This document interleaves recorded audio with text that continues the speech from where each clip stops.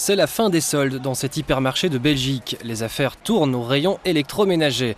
De manière générale, le secteur se porte plutôt bien. Rien que pour l'année 2003, 25 millions d'appareils électriques et électroniques ont été vendus sur l'ensemble du territoire belge. Impressionnant.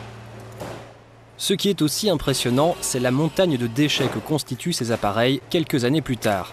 Le monde de l'électroménager va d'ailleurs devoir prendre en main le destin de ces déchets pour en réduire l'impact sur l'environnement.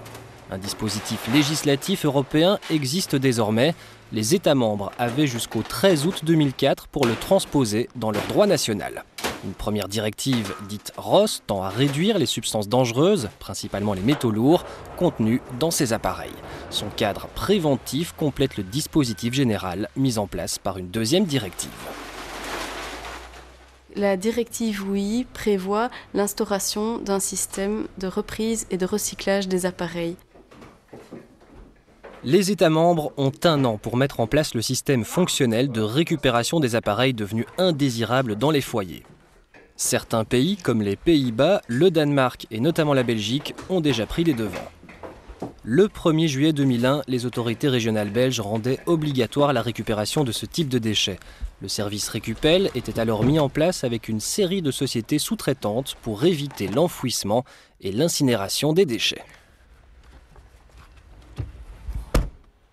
La problématique des déchets électriques et électroniques a été prise en considération il y a déjà pratiquement une petite dizaine d'années. La création de Récupel fait suite à une législation, donc une obligation légale qu'on appelle l'obligation de reprise. Cette obligation de reprise incombe aux importateurs et fabricants d'appareils électriques et électroniques. Ce sont eux qui ont l'obligation de collecter et de recycler ensuite les appareils qu'ils mettent sur le marché en Belgique. Alors Récupel prend en charge cette obligation de reprise. Celle-ci concerne aujourd'hui 6 catégories de produits. Le gros électroménager, le petit électroménager, les appareils audiovisuels y compris les appareils photo, les appareils informatiques et tous leurs accessoires, l'outillage électrique, dit de bricolage, et enfin l'éclairage. Les particuliers avaient déjà la possibilité de déposer leurs appareils dans certains parcs à conteneurs, mais cette collecte était payante. Donc le particulier devait payer au moment où il remettait son ancien appareil. La mise en place de Récupel a changé tout ça, puisque Récupel a également prévu le financement de la reprise et du recyclage, ce qui veut dire que le particulier paye aujourd'hui une cotisation de recyclage à l'achat d'un nouvel appareil. Ce système collectif offre aussi l'avantage de prendre en charge les déchets historiques et les déchets dits orphelins, c'est-à-dire les produits dont le producteur qui les a mis sur le marché à l'époque a disparu entre-temps. Première étape du Récupel, la collecte. 2 cas se présentent. Si l'appareil est réutilisable, il peut être confié à des associations d'économie sociale. Deuxième cas, l'appareil est hors service, il doit alors être recyclé. Quand l'appareil ne fonctionne plus, il peut être confié aux revendeurs d'électroménager. La directive WEEE oblige en effet le commerçant à reprendre gratuitement un appareil à l'achat d'un produit équivalent, que le client ait ou non acheté l'appareil précédent au même endroit. Le revendeur stocke ensuite tous les appareils selon leur famille en préparation à la dépollution.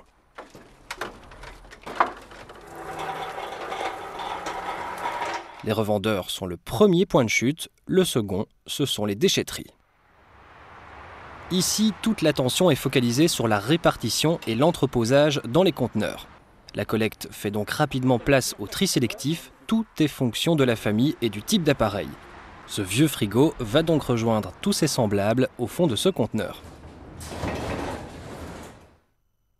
La collecte réalisée, tous ces appareils seront ensuite emmenés par un transporteur agréé. Direction l'usine de recyclage. Fin du voyage pour ces box-palettes acheminées par camion. Maintenant, tous les engins électriques et électroniques qu'elles contiennent vont pouvoir être démontés et dépollués. Cette étape est principalement manuelle.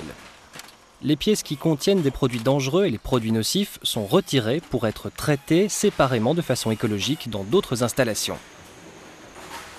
Ce qui reste est alors récupéré pour en extraire les matières premières comme le fer, le cuivre ou le verre. Depuis le démarrage de Recupel en 2001, nous voyons croître le volume chaque année.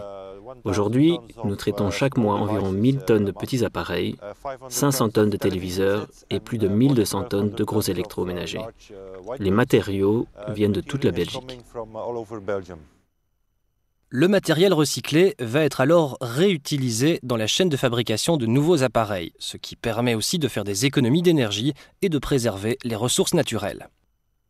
Pour l'ensemble de l'année 2003, Recupel a collecté 45 000 tonnes de déchets électroniques et électriques, principalement, comme le montre ce graphique, par le biais des parcs à conteneurs. Recupel a récolté 45 000 tonnes pour l'ensemble de la Belgique, soit 4,5 kg par habitant, ce qui est tout à fait conforme par rapport aux objectifs de la directive qui, je vous le rappelle, est de 4 kg. Seulement, ce niveau de collecte pour la région bruxelloise n'est pas suffisant parce qu'en région bruxelloise, on n'a collecté que 1,2 kg par habitant. Cela veut dire concrètement que l'objectif de 4 kg de déchets par habitant n'est pas forcément facile à atteindre. Il a fallu 3 années à Recupel pour parvenir en moyenne à ce résultat sur l'ensemble du territoire belge. Tous les fabricants et acteurs de l'industrie technologique font donc face à un challenge. Ils vont devoir établir dans chacun des pays de l'Union européenne des systèmes coordonnés équivalents à Recupel en Belgique. Afin d'optimiser les systèmes collectifs de reprise existants sur le terrain, nous avons créé une association européenne, le Forum WEEE. Au sein de ce forum, nous comparons les performances des systèmes opérationnels et nous échangeons des informations afin d'obtenir de meilleurs résultats. Le Forum WEEE regroupe 11 organisations de collecte et de recyclage à travers 8 pays européens. Recupel en fait partie.